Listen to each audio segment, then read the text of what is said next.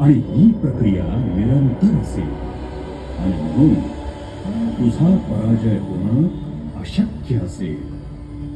तथास्तु.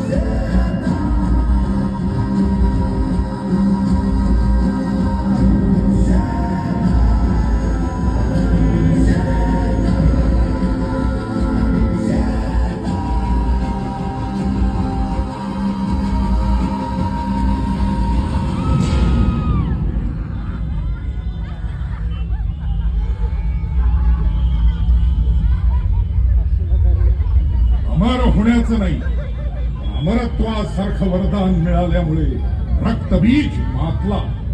त्यानं पहिल्यांदा पाताळावर आक्रमण केलं.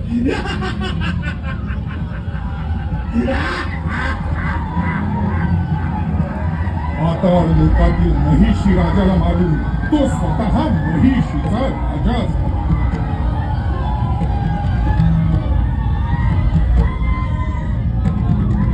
रक्तबीज पाताळात असतानाच त्याला महिषासुराच्या वधाविषयी समजलं.